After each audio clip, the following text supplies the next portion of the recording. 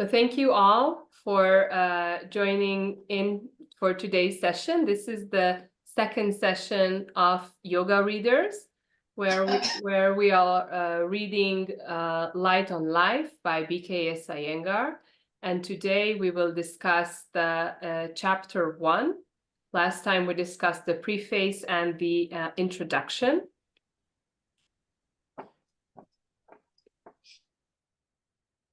So in this chapter, Iyengar discusses the 5 koshas, the 5 sheaths, as he translates it.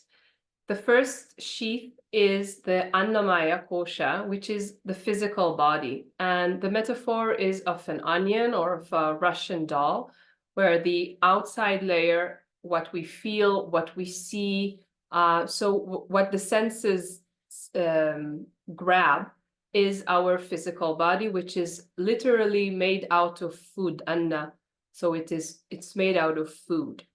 Underneath it, or an inner sheath of the body, is the energetic body, which is pranamaya kosha. It is made out of prana, the life force or the life energy. And it could be seen as the breath that we breathe in and out. So in a way, we can understand how this is a more inner layer of ourselves. Then the third layer is manomaya kosha, or manas, which is the mental body, the part that thinks. Then more inner layer is vijnanamaya kosha. Vijnana meaning the ability to intersect, or the intellectual body, the part of our intelligence where we can say, let's see, this rope that I'm seeing, is it a snake or is it a rope? So the Vijnana part would mean I can differentiate between the two. Therefore, I will not go by my fear of this rope being a snake, but I will recognize it in the right way, that this is actually a rope. That's the intellectual body. So a more inner layer than just the mind that thinks and observes or absorbs what is observed by the senses. And then the more inner body, the more inner layer, is the blissful soul body, let's say, Anandamaya kosha, so the blissful part, which is hard to describe in words. And according to B.K.S. Iyengar, the idea behind yoga, the goal of yoga, is to integrate these sheaths and harmonize the relationship between them. So not to work only on one sheath, and also not to neglect it. So on one way, certain people might understand that the aim in yoga is to enhance bodily abilities, or to make the body healthy, to get rid of sickness and so on. Others might say, so more of the let's say, people who would neglect the body would say the body is a hindrance, and we should focus more on the cognitive and mental aspects of our being, and therefore not work on the body. Those who reject the asana and pranayama work would say it's more about, let's say, meditation, or less care of the outer sheath. And what Iyengar says is that we should take care of all parts of our being. And that's an innovation, not to reject one part, but to embrace more parts of our being. So that's one part of chapter 1. Another thing that he discusses is the differentiation between nature, prakriti, and purusha, the ultimate, infinite part of the being. So this differentiation between two parts, it's a dualistic view of the world, which resonates Sankhya Yoga, which is a philosophical discipline in Indian thought or Indian philosophy. And I will get to that a bit later. And then eventually he discusses the 8 limbs of yoga, or the Ashtanga Yoga, that is a very well known concept in around the world by now. I would say in Western forms of yoga, but of course in Iyengar Yoga, Ashtanga Yoga is discussed in the Yoga Sutras of Patanjali and in other later yogic texts, and therefore it is a well-known idea. And there we will read about it, and then I will elaborate a bit more about this idea of what are the 8 limbs? Are these limbs? Are these angas? And what is the relationship between them? Because that's another matter to understand and unfold and perhaps even discuss. So I will not go through the 8 limbs right now. We will read about them. So I will introduce myself for those of you who are joining us today and missed out perhaps on the previous recording. My name is Agi Wittich. I'm a scholar practitioner living now in Israel, in Jerusalem. I've been practicing yoga for 2 decades, and I studied my BA, MA, and then my PhD at the Hebrew University of Jerusalem, Israel. My focus was Hinduism, and then yoga, and also gender studies. And we are gathered here today in the group of yoga readers, which is a global online yogic community that wishes to read together yogic texts and discuss them together in order to get more inspiration and more understanding about this vast subject. And as a community, we will read together. So we start by reading on page 4. I will bring up the text. This is again chapter 1 of Light on Life. And we begin, now this time I marked it so it's easier for all of us. Great. So who was the first one to suggest that they would read? Please go ahead.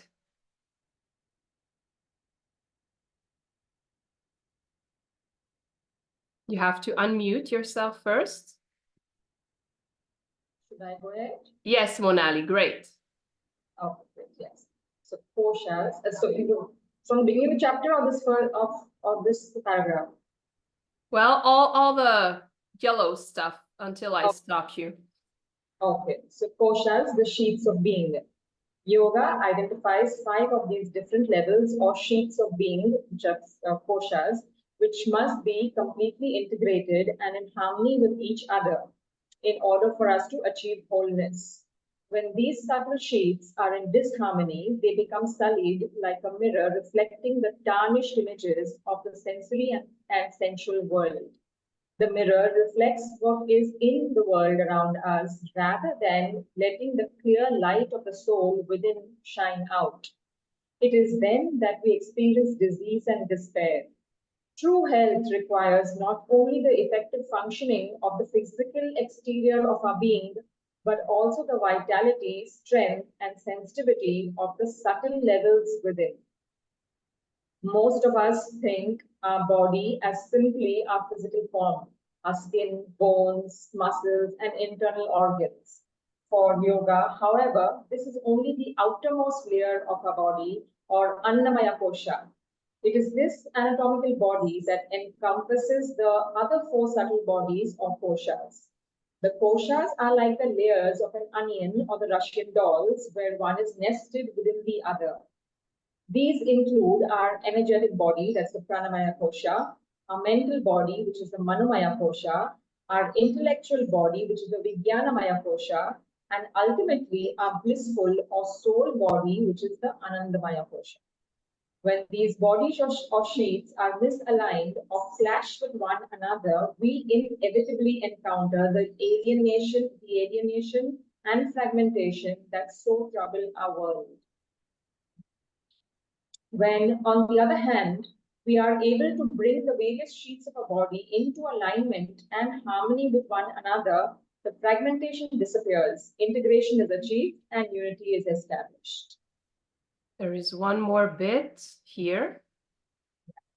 The physical body, in other words, is not something separate from our mind and soul. We are not supposed to neglect or deny our body, as some ascetics suggest. Nor are we to become fixated on our body, our mortal self, either. The aim of yoga is to discover our immortal self, the practice of yoga teaches us to live fully, physically, and spiritually by cultivating each of the various sheaths. Thank you very much for reading out. So here, well, such an inspiration, right? These words. When the time he wrote this, Iyengar had in mind the people who took yoga as a physical activity and said this is to enhance our bodily abilities as bodybuilders. We're using yoga during was it the 30s it began, but then it went on into the Yoga Olympics and so on. There's it still goes on in India, actually. It's about the ability how to practice asana and the idea that you are using asana to strengthen your body. And during the time of independence in India, yoga was actually seen as a way of cultivating not just a whole a healthy body, but a healthy nation, as an ancient Hindu tool to make the Hindu nation stronger. And that idea persisted as bodybuilders were taking on yoga asana practice to make them stronger. So there was this nationalist view, which still exists in India today, as we might see, but I would not like to go into politics right now, with the International Day of Yoga. And the other aspect was the people who, inside of India, rejected asana practice. And that started as early as the end of the 19th century, when yoga was introduced to the West, or when Western people were exposed to yoga coming into India. And they were told yoga is not about the bodily practice, but it is an ascetic way of life. It is a meditation. It's perhaps could have tapas in it, which means starving the body or maiming the body. There are several ascetic practices which are existing until today in India, which involve mortification of the body. So what we know, let's say, as Urdhva Hastasana, so just lifting our arms upward, is also known as an ascetic practice of usually one hand that's more, let's say, prevailing. So Eka Urdhva Hastasana, or just Hasta, and they keep their arm lifted. They take a vow that they will not take their arm down, which causes medical issues in their arms, which means that after some time they cannot take it down by any way, and it starts mortifying. So that's a way of tapas. And as far as I know, as far as, let's say, the academic research of these tapas or austerities, the last person who had a dvihasta, so two hands were lifted up, passed away a few years ago, but he was seen at a Kumbh Mela, I think 8 years ago. So these practices did exist, but as a form of body mortification, and not just as part of asana practice that means to, that the goal was to gain this harmony between the sheaths and a different kind of perspective about life. So Iyengar says, it's not this and it's not that. It's both, and it's something in between.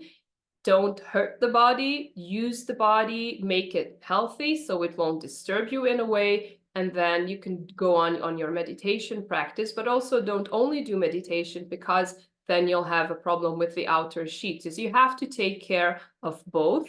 And then in the next chapter, he will go on saying, actually, meditation in action is practice of asana. It's the practice of pranayama that will come in next chapters. So he will not divide. It's not that you do your asana to be healthy and then you sit down for your meditation, but that everything is intertwined, as the way B.K.S. Iyengar explains it. So that's really interesting, the discussion in between that he has in his mind when he's writing these words. The other thing I wanted to mention is this thing that he says about the light. Let me just see where it was.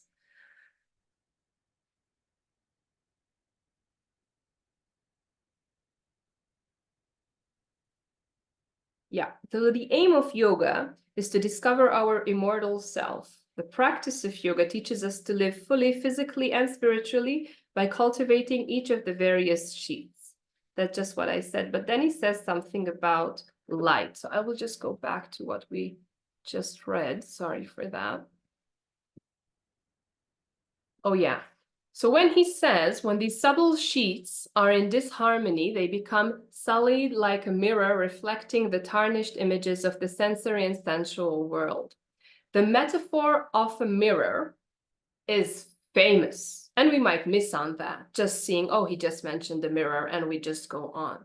That's a huge metaphor in Indian philosophy, especially when it comes to Sankhya Yoga, especially when we want to read the Yoga Sutras of Patanjali. So the Yoga Sutras discuss the person who sees, the act of seeing, and then what is seen. And the idea is that as long as we look outside to the physical world, we see a tarnished view because the mirror itself is contaminated by ignorance. And once we polish the mirror, we can truly see the true self of ourselves, which is the purusha. That's a way of purification and then internalizing the gaze, not looking outward into the physical world, but looking inside into our innermost true self. And that will also be discussed in later chapters. But already here in the first chapter, he already gives us this huge metaphor, which we should know, which we should recognize, which should resonate with other philosophical terminologies that we might have. So don't miss out on the mirror. It will come again and again in later chapters. Do you have any questions before we go on with the reading? Okay, great. So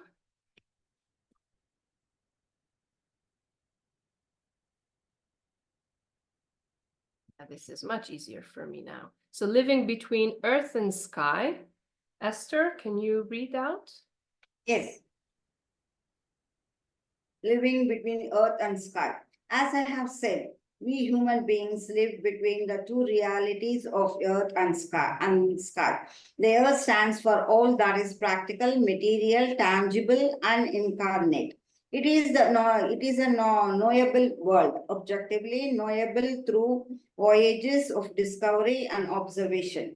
We all partake of this world and its knowledge through the vast store of accumulated collective experience. There is one word for all this. It is nature. In Sanskrit, nature is called prakriti. It is composed of 5 elements, which we characterize as earth, water, fire, air, and space, previously called ether.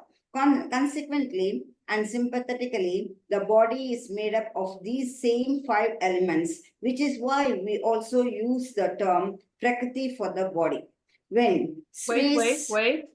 So now we move on, sorry, because it's so long. There's so much to it. So now we jump to universal soul purusha and nature prakriti. I have purposefully. I have to do that? Yes, please. I have purposefully avoided until now using the usual translation for the non-physical reality, as is mentioned, usually stops people thinking of themselves. In Sanskrit, the word is purusha. In English, we can call it cosmic or universal soul. The word soul usually has such strong religious connotations that people either accept or dismiss it without reflection.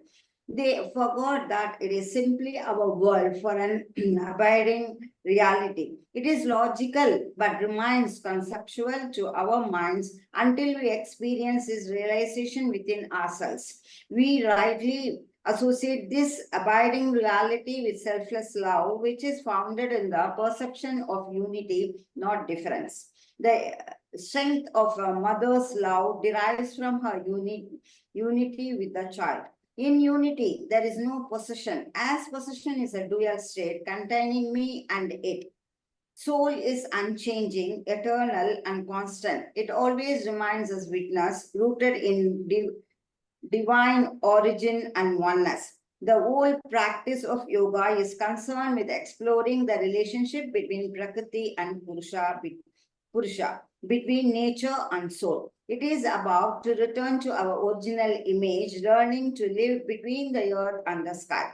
That is the human predicament, our joy and our woe, our salvation or our downfall. Nature and soul are mingled together. Some would say they are married. It is through the correct practice of asana and pranayama and the other petals of yoga, that is the practitioner sadhaka experiences the communication and connection between them. To an average person, it might seem that the marriage of nature and soul is one of the strife and mutual income comprehension. But by communicating with them both, they come closer to each other for the purpose of a blessed union. This union remove the veil of ignorance that covers our intelligence. To achieve this union, the sadhaka has to look both within as well as looking out to the frame of the soul, the body. He has to grasp an underlying law, or else he will remain in nature's thrall and soul will remain merely a concept. Everything that exists in the macrocosm is to be found existing in the macrocosm or individual. Thank you. Thank you very much. Everybody gets the Sanskrit terminology right today, so that's great. It's, when we mispronounce a word, it just means that we always read it and never heard it pronounced out loud. So don't be afraid about reading out if there is Sanskrit terminology that kind of looks intimidating. So we're here to help with that as well. So Purusha and Prakriti are two terms that also appear in Sankhya Yoga and the Yoga Sutras of Patanjali. And what is important here to mention is that there is, again and again, Iyengar uses the word union and marriage, and it might be understood as that these two are kind of united. They can never ever unite. So let me make this clear. There is in India another philosophical discipline which says that the soul, then named Atman, can be united, should be united, will be united with the universal godhood, with the universal element, which is then named Brahman. And Atman and Brahman are then united and they become one. So at the moment of enlightenment, there is a union of the individual soul and the cosmic soul, let's say, or the small me and the big me, which is actually the universe and everything. That's called Advaita Vedanta, okay? Advaita meaning non-dual philosophy. But then when we go to Sankhya philosophy, it is dual, it is Dvaitic. It means that Purusha and Prakriti can never ever unite. They can never meet. These are categorically different from one another. There is actually only one element in our body, let's say, in our innermost sheath. That is the intellectual part of our being, that is the buddhi, that can turn and look, again, this terminology of looking at the eternal Purusha and recognize that we are actually not Prakriti but Purusha. But it's never ever about a union between nature and the cosmic soul. That's really important when we read about these words of union and marriage. It's not that kind of union. It's not that kind of a marriage. It's about not being only in the Prakriti realm, because that brings along suffering. That's a veil of ignorance. If we only look to the nature part of the human existence, and we understand ourselves as these natural material beings, which we are, if we see only that, that takes us to suffering in illness. But if we turn, and that's the yogic project, if we turn our senses inward, if we turn our gaze inward, then we can see purusha, but never unite with it, by the way, because we are purusha on the, let's say, innermost part of our being, but that would also not be accurate. Okay, so that's just a very, very strong emphasis I wanted to make. Now we go to our last bit of reading, if there are no questions now. And that's not Parimala. Are you still here with us? Are you willing to read? Okay. If you get tired, you can stop at any point, and I'll take over.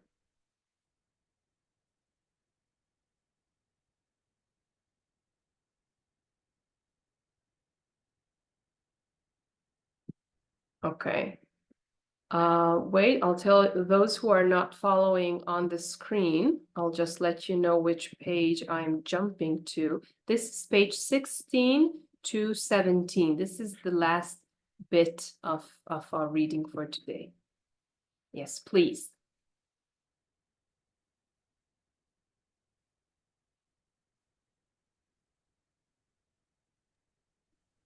Myself? Yes. Asana and pranayama, or the apprenticeship, or to that transcendence of duality. Not only do they prepare our body, spine, and breath for the challenge of inner serenity, but Patanjali specially said that asana teaches us to transcend duality, that is hot and cold, honor and dishonor, wealth and poverty, loss and gain. Asana bestows the firmness of life with equanimity in the vicissitudes of the world's hurly-burly. Although it is strictly speaking possible only to meditate in one asana, it is possible to perform all asanas in a meditative way, and this is what my practice has now become. My asana is meditative, and my practice of pranayama is devotional. Meditation itself is a final conquest of dissolution of the ego, the false self, which impersonates the real self. Once duality is reconciled and transcended by the grace of God, the supreme gift of samadhi may be granted. In the final stage of samadhi, the individual self, with all its attributes, merges with the divine self, with the universal spirit. Yogis realize that the divine is not more heavenward than inward, and in this final quest of the souls, seekers become seers. In this way, they experience the divine at the core of their being. Samadhi is usually described as a final freedom, freedom from the wheel of karma, of cause and effect, action and reaction. Samadhi has nothing to do with perpetuating our mortal self. Samadhi is an opportunity to encounter our imperishable self before the transient vehicle of body disappears, as in the cycle of nature it surely must. Thank you. Thank you. I think there is one more bit, but no, that's it. Okay. Thank you very much for that. Thank you.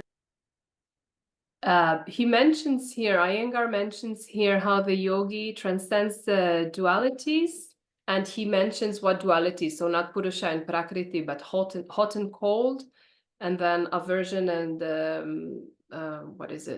attraction. And this he refers to this appears in the Yoga Sutras of Patanjali, but also in the Bhagavad Gita. When Arjuna and Krishna talk about what yoga is, and then Krishna explains how yoga can help a person transcend these dualities that we experience as living beings in the world. I would like to show you, since we're not going to read about all 8 limbs of yoga, 2 diagrams that illustrate the differences in how the 8 limbs of yoga can be understood. And we should keep, I think we should keep these in mind. So this is one diagram where we see, of course, a person in tree pose in Vrikshasana. And we see the roots, but mainly we see the branches. So it's very common to read about the 8 branches of yoga. Anga means limb or a bodily part. And here we see that the 8 limbs are like the branches. So they are in a way equal to one another. It's not that one should do yama and niyama, so be to live a moral life, to behave in a certain way in order to practice asana and pranayama. And only when one achieves perfection in asana, only then one should practice pranayama. And only when one has mastered pranayama, then he should go to the next limb, pratyahara. Can you see what I'm getting at? When it's explained or experienced as 8 limbs, just like that, all parts are equal. And then one can attempt dharana, or even, let's say, dhyana, these limbs of meditation, before one practices asana, if that is even possible, because asana would also mean that you are sitting down or lying on your back to practice meditation. But let's say it's not practice. One can practice dhyana without practicing pranayama, without doing yama and niyama, without doing the moral conduct part of the yogic practice, because one is not built on the other. One is not a requirement before going to the next step. So that's where I'm aiming at. If the 8 limbs of yoga are not seen as a progression, as steps that needs to be taken, then all limbs are kind of equal. And that's one way of looking at it. In many Indian traditions, yogic Indian traditions, one needs to take vows to follow before they are initiated into the practice of yoga, which is a progression, but it would not mean usually that you only practice asana and then you only practice pranayama, but that you are integrating all parts and then kind of advancing along the way, doing all 3 asana, pranayama, and meditation. Now, the other diagram is a totally different way of understanding the 8 limbs of yoga. And here, the roots, I'm sorry, this is the best, I cannot draw it myself, so this is the best thing I could find.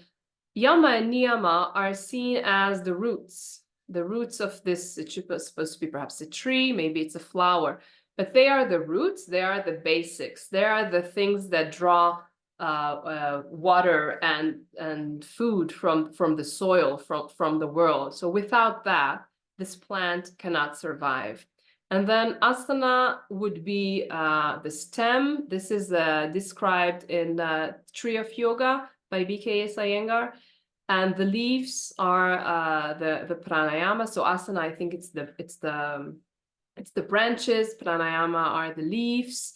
Pratyahara are the flowers, and the dhyan, dharana, they are the fruit. I'm sorry, I don't remember all these, but one of them is the essence of the tree. And when these kind of descriptions come in or illustrations to explain what are the 8 limbs of yoga, it really means that they have different parts to fill in the sadhana, in the yogic way of life. And you cannot do one and not do the other. They are not equal parts. There is a progression. You cannot have a fruit before you have a flower, and you cannot have a flower before you have a leaf, and so on. So these parts, they do nourish each other. It's not that we don't have roots once we have a flower, but it does mean that it will take time and that you should constantly work on the first steps before you attempt to reach another step. It's not that in 10 years I can stop asana practice altogether because I've achieved that part and then I progress on. So that's another way of looking at the Ashtanga Yoga, or the 8 limbs of yoga. So if there are no questions for now, we will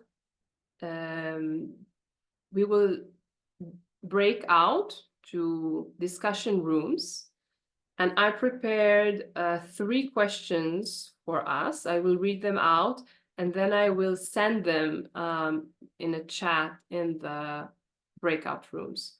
So the first question to discuss is, how do the 5 layers, how do the 5 koshas relate to the concept of prakriti and purusha? Is there a connection between the two?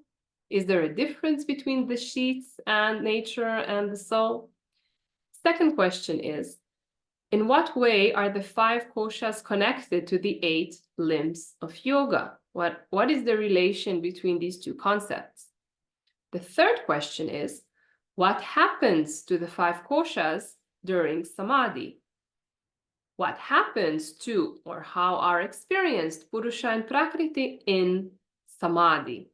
So he explains to us these 3 concepts, but then what is the relation between them? This is what I would like us all to discuss. So hello everyone, and welcome back from the breakout rooms. I went through the rooms and heard some interesting discussions, and I'm really grateful that we have the opportunity not just to read this wonderful book, but also to stop and pause and go a bit more deeper into these philosophical ideas, because they are hard, especially if they're new to us. But I think, and I heard this in discussions, even though we thought we know these philosophies, the terminology, then when we need to think about it and see how they correlate, then the brain kind of has its own difficulties, because we understand perhaps the idea of 8 limbs of yoga, the Ashtanga Yoga, but when it comes to the 5 sheaths or the idea of prakriti and purusha, kind of how do these work together? And in the mind of B.K.S. Iyengar, they work together perfectly. Now, before saying something about these hard questions that I posed for you, I wanted to show you this diagram. So I really like illustrations, even when they're very wrong, because they help us understand the concept and maybe even then debate it in our mind. So this is an illustration that correlates to what Iyengar described in his book regarding these Russian dolls, right? They're even the shape of dolls. And the innermost sheath or layer is the Anandamaya kosha, or the blissful body. And here it is depicted as the smallest one. So the bigger body, the outer body, as we call it, is the Annamaya kosha, is the physical body. And then we have to imagine kind of the real part of ourselves going more in and becoming smaller, because how can something be inside and even bigger? That doesn't work logically. And the Upanishads describe the innermost part of our being. There it is described as the Atman, because it's related to Advaita Vedanta philosophy, in the size of a thumb. Okay, so it says that the Atman, or the innermost part of ourselves, which is the true self, that's the size of the thumb. And where is it located? Just behind the sternal bone and our heart, in a way. So that's really nice. The concept of having our soul in our heart. So that's another idea in Indian philosophy that says that the truth, or the inner part, is actually small and hidden inside. But we can see another illustration which actually shows the opposite. That's the thing with illustrations and theories. So look at the red, the smallest part. That's the Annamaya kosha. That's the physical body. And our true nature, or our true self, it's much, much bigger. That's the idea of having like a cosmic self, or even a pranic body, pranamaya kosha, should be actually bigger. It's not that we are binded by the materiality of the body, but as energy, of course, we are bigger than this body. If you think of an aura is usually bigger than the body. If you would take a photo of your body with, a camera that can capture heat, your heat body, or you're projecting outside of yourself this field of heat, which is bigger than your body. So these concepts we can kind of grab, that if we look at ourselves through certain lenses, then we are bigger than what the body sees. We're so, I think, accustomed to the idea of having, how is it called, an X-ray, and an X-ray shows what is hidden within. But these philosophical terms can even talk about like these bodies that are bigger than what we see with our eyes. So I think the idea of an aura really helps, because we understand that if we understand it as bigger than ourselves. So this is the wonder of illustrations. And you discussed the illustrations of the Ashtanga Yoga as well. Do they have a hierarchy or not? Now, here's the thing about the questions that I posed, and we can open mics and have a free discussion now. But these questions don't really have a definite answer to them. And the idea is to experience yoga, and through our experience, we can gain insight into these philosophical terms.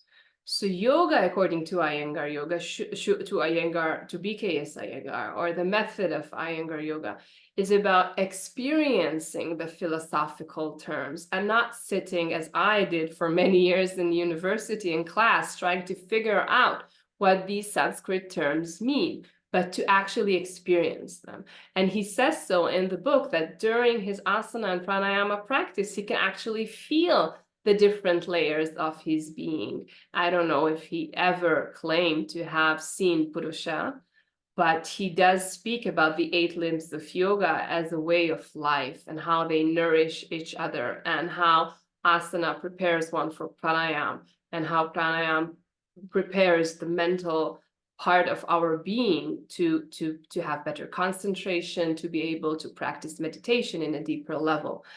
And then about samadhi, well, that's a tricky question, isn't it? Because we cannot answer from our experience. I never experienced samadhi. I cannot talk from my own experience to what happens. So that's kind of a theoretical debate about in the moment of enlightenment, whether it be union of Atman and Brahman, or the actual, unveiling, cleaning of this mirror, a clear sight of our true self, of the Purusha. At that moment, what happens to the world? What happens to Purusha and Prakriti? So on a existential level, the world still exists, right? It's there. But as we experience it, if we go cross dualities, if we just look at Purusha, what happens then to Prakriti in our experience? Do we experience both? And that's another debate in Indian philosophy about the Jivan Mukta, or the Jivan Mukti, the person who has gained liberation and is still in this world. Now, some of them, they gain liberation, and the real liberation is passing on to their next life, or just being united with the eternal, whatever the discipline says. Samadhi, we know the places of samadhi are burial places, even though it's not a burial, it's the ashes and so on. But samadhi could be what we would call perhaps as a grave, or a place of cremation. That could be a samadhi. But a yogic samadhi, what does that do to the perception of the yogi of himself, of the world? That's an interesting idea to think about. So the Jivan Mukti, in some tradition, comes back to the world, and he keeps on living in the world. He seems natural, he doesn't look different, but he gives from his blissful knowledge to the others in order to help them grow spiritually, and so on. So these were the tricky questions I gave you. The next ones will be like our last meeting, more about your experience and Iyengar's experience that he shares with us in his book. So we have 5 more minutes for questions. I have a question. Do you think B.K. Iyengar achieved samadhi? I really hope so. Okay. Can I don't know. I kind of relate to it, the sadhus who went in jungles and meditated for months and months, and maybe they achieved samadhis. I don't know if you live in daily life, you can achieve samadhi. I But don't know. I don't know Okay. either, but I really wish, I prefer to think that he did. I don't know about his last Yeah. moments.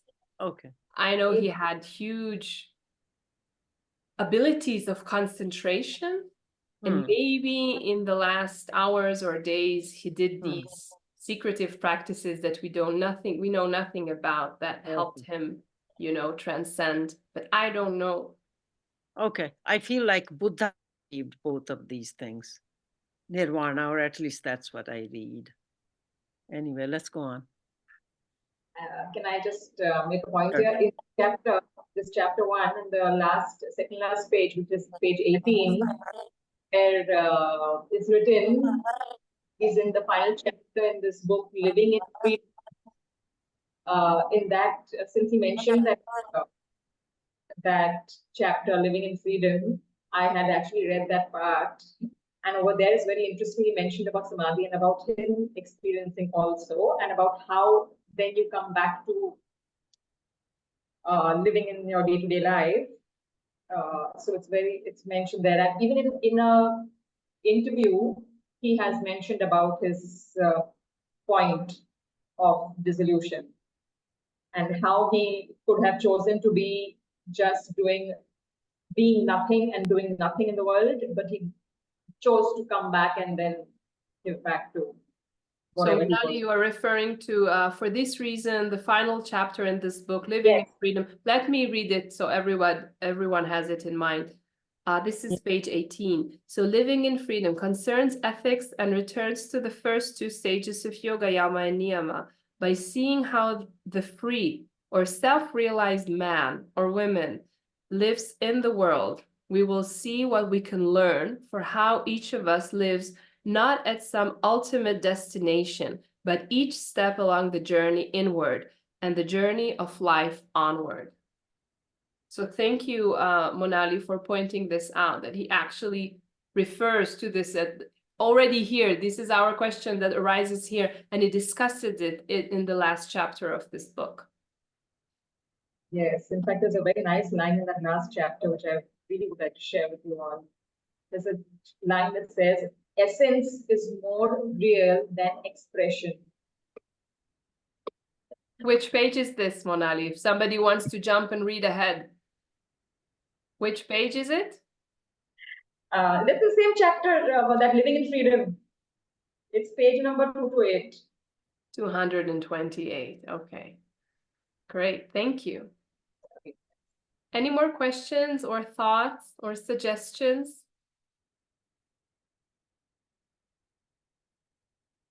Let me just say that this is the international group of yoga readers. I started one with an Israeli group that is like 700 people by now. And they are constantly contacting me with questions and ideas and thoughts they have. So really feel free just to write me a WhatsApp message or comment on the posts on Facebook. I'm really keen on being in contact with you during the reading. So I have a question. The last question that you asked, Agi, is about like whether we can achieve samadhi in our body, like with both prakriti and purusha, or it will be like without our body, the last stage. Oh, Anandamaya kosha. that's the huge debate I refer to, because in India, as you may know, some people see samadhi as something that is possible only after leaving the body. So as long as the jiva or the atman or the soul is held by the body, by the prakriti, it cannot really achieve freedom. And then the people who believe in this line of thought, they reject the idea of jivan mukti, like a person cannot keep on living as a liberated soul on earth. And every person who gained liberation actually has to leave their bodies. That's why we see in India places of samadhi, which are like burial places of ashes and so on. But if we believe, as some do, that the body can still exist, let's say in Shaiva Tantra, or in Shaiva Siddhanta, where they believe that there are immortal beings. I studied the Thirumanthiram, and people still believe that Tirumular still exists, 3,000 years old, and so on, that the body itself exists, and all these shrines, of samadhi places, of the of the siddhas, of the 18 siddhas and so on. So these yogis, they are believed to have achieved liberation, and the body still lives on for centuries or even more. So that line of thinking says, yes, the body can remain, and then the mind, or that part of our intellectual, the buddhi, that realizes the infinite. And then can it or can it not function in the world? That's another debate, because these some yogis who are believed to be eternal and so on, they are not moving. They are in their shrines, and they're like sleeping in deep meditation. And others are believed, like the saints in India are said to have been achieved liberation, and then they came back into their bodies, and they shared their knowledge. Let's say Ramana Maharshi or many others. Yeah, like the debate that we had with our group, right? Like, suppose if we are thinking that we will achieve the samadhi with our bodies, just think about it. If we are having a pain, can we avoid that? Like, can we stay in a blissful state even with a lot of pain and diseases in our body? Well, that's the idea of using yoga to pass dualities. That's what we read today, even today. And the Gita says that as well, that you don't feel heat or cold, pain or pleasure. You're just kind of numb. I don't know if you're numb to it, you don't feel it, or you feel it, but you don't react on it or to it. And we will read about smriti, our memories, and about our the samskaras are the sorry, the term in English. So our psychological traits of how do we act on something that we had a difficulty with in the past. If we are afraid of snakes and we see a rope, we already think it's a snake, and then we're fearful of it, and so on. And yoga kind of should help us get over these parts of ourselves. So I don't know if he feels pain and he just doesn't care, or that he does not feel pain, or maybe pain is felt in the body, but he does not feel what the body feels because he's not identified with this, and so on, so on and so on. This I cannot talk to you about from experience, but just from the theoretical part, of course. Yeah. Okay, thank you. Yeah, Okay. but it was a nice discussion. Yeah, thank you so much for sharing those questions. And thank you for participating in difficult discussions. We are here to learn together. And so I will conclude this session for this time, and we will have another session, hopefully in a week, because we're supposed to finish our reading by then. And I'm sorry for not being here last week. I was really, really ill for a week. And now I'm fine. So I hope to have another discussion like this next week about chapter 2. I hope you are in the midst of reading it. So keep in touch. Please contact me with any questions or suggestions. And thank you very much. Yeah, thank you so much, Agi, and take care. Yeah, bye. Bye, everyone. Thank you.